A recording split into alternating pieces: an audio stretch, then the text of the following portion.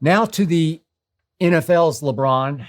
Aaron bleeping Rodgers, back-to-back MVP. Another phony goat who has clinched being the all-time greatest in only one category: master media manipulator. All-time greatest. Just like LeBron, what Aaron continues to do on an almost weekly basis is hilariously brilliant.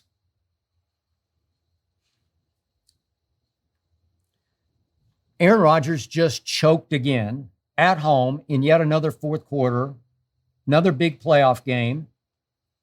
Yet he has once again managed to turn himself right back into a sympathetic figure. And I am in awe of this process, this annual offseason process. He once again has Packer Nation at his feet, begging him, please don't retire, Aaron. Please don't demand a trade to the Denver Broncos, Aaron. Please, please, please. What was his latest trick this week? An IG post of the game he missed when he caught COVID, a picture of his two favorite receivers, Randall Cobb and Devontae Adams, standing on the sideline next to each other during the national anthem, having left a space in between them where Aaron had always stood. You post that, you know exactly what you're doing, Mr. Rodgers. You know, and I know that Packer Nation was going to rush to its keyboard to say, oh my God, this is it. He's planting the seed of a bombshell. He's dropping the hint of a bombshell. He is retiring. He's gone from in between Randall and Devontae, which means he's gone for good. Aaron, you knew exactly what you're doing. So Tuesday, on his Pat McAfee gig, Aaron said with a completely straight face, and I'm surprised he can keep a straight face while he's doing this, because I think he's on the edge of cracking up the whole time on a weekly basis. I read where I didn't watch the whole interview, forgive me. I can't stomach it.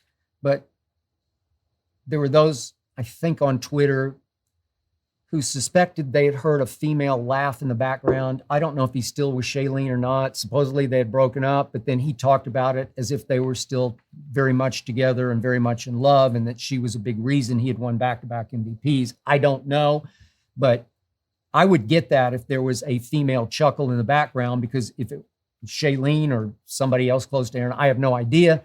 But it's hard not to giggle with this presentation, because I think he's having a hard time not giggling, because he tried to say, oh, no. I was just expressing my love for two of my favorites, my love for the game, how much I missed being at that game. Well, Aaron, you miss being at that game, if I might point out, because you lied about whether you were vaccinated. You said you were immunized, but not vaccinated. We all found out you weren't vaccinated because you caught COVID, and you missed that game because you weren't vaccinated. In largest part, that might be the biggest reason you missed that game, is because you didn't get vaccinated. You would have had a much better chance of playing in that game, which obviously you lost at Kansas City, if you had gotten vaccinated. That was the single biggest controversy of the year. You're actually calling back that controversy. You're actually pointing out the game at Kansas City that you missed for all the wrong reasons. And yet you're turning it into, I love my teammates and I love the game. You're kidding. And people are swallowing this whole. And I just want to point out that, like LeBron, Aaron has brilliantly obscured the facts. The facts are that 2 years ago, Aaron had it first and goal at the 8 in his first ever home NFC championship game. First and goal at the 8, late in the game, down 31-23.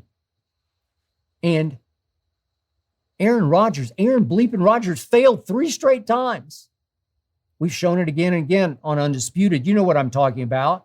The airmail pass that started it off, then the force to Devontae, and another ridiculous cross-body force to Devontae, double covered at the goal line. None of the three passes had a remote chance of scoring.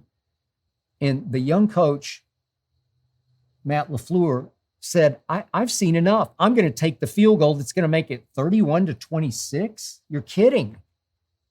That's how little he thought of Aaron's ability at that point to not choke. Aaron, as the Jeopardy host, then later took a shot at Matt LaFleur for kicking the field goal. Well, it was 4th and goal from the 8. You're kidding. You can't convert that after what we just seen on the first 3. You were choking your guts out, as usual in big games. You won one long ago Super Bowl, Aaron Rodgers, 11 years ago, your one and only Super Bowl. And since then, you're 7-9 in the postseason. There have been all kinds of reports that Packers brass has gotten to the point it no longer trusts Aaron Rodgers, the back-to-back MVP, in January and February. I don't blame you. He's given you no evidence. 7-9, and in 6 of those 7 games, and I'm not going to put you through game by game again, but you know what I'm talking about. He and the Packers were very lucky to win 6 of those 7 games. It could have been all-time nightmarish if the ball hadn't bounced Aaron's way in 6 of those 7 wins against 9 losses since the Super Bowl in the postseason. 1-4 in NFC Championship games, and now another home loss as the number 1 seed this year. Number 1 seed, home in Packer weather, freezing weather against San Francisco. Aaron had the ball twice late in that game. In those 2 series, he went 1 for 4 for a grand total of 4 yards. 2 possessions, 4 yards passing on 1 completion, as San Francisco tied the game, then won the game 13-10. Obscuring the facts, turning himself back into a sympathetic figure. I'm in awe of it. I'm mesmerized by it. Failing on the field, turning into an off-season hero again for Packer Nation. Poor Aaron Rodgers? I say poor Packer Nation. I mean, Aaron Rodgers, in the end, he is a crafty fraud. Crafty fraud. Let's take another question from the audience, shall we? Let's try Leon from one of my favorite cities, Houston, Texas. With only 11 being named, did the NBA leave off any active players from its 75th anniversary team? Okay, good question. I thought hard about it. I'm going to flip it on its head. Forgive me for this, but there are 2 players, 2 current active players, who did make the 75, actually 76 total, but the top 75. 2 who made it, who, in my eyes, have played their way off it already, who no longer belong. Laker Nation, I think you know who I'm talking about. Russell Westbrook, Carmelo Anthony, no longer belong on the all-time 75.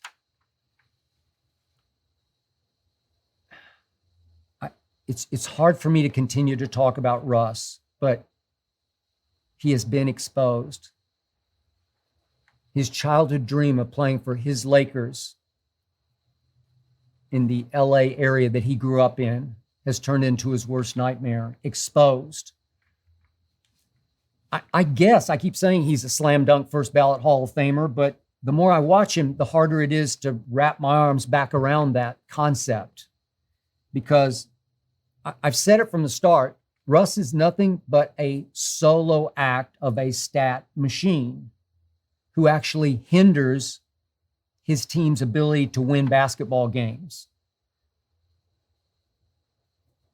On an almost daily basis on Undisputed, as you've probably seen, we put together blooper reels of Russell Westbrook's either turnovers or missed shots.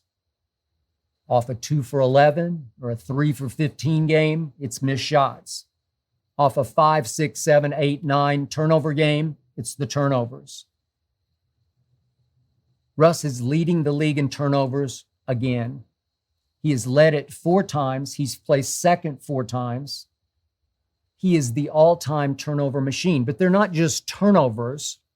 They're so bad on a nightly basis that any one of them, as you've seen, if Russ were a 6th grade church league player, he'd get yanked for the turnover because it's just so bad. The coach would pull him over and sit him down beside the coach and he'd say, "Son, what are you thinking? Why did you leave your feet there with no plan? You have to, if you leave your feet and you go up, you got to have an idea of where you're heading. What do you see? What was developing?" Well, nothing was developing, so he just had to throw it to nobody. He threw it to 3 opponents. And Russ, I've said this 100 times now on Undisputed, he has convinced me he has the worst hands of any point guard I've ever watched in pro basketball. Any ever. I mean, it's the one position on the floor where hands matter the most.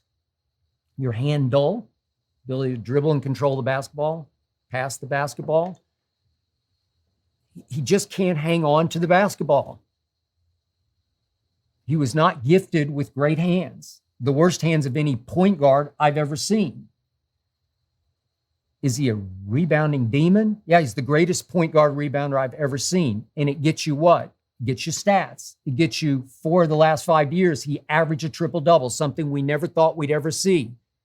And that contributed to what on the scoreboard? Nothing. He is wearing still number 0, as I always say, as in 0 rings. Plays little to no defense. Exposed.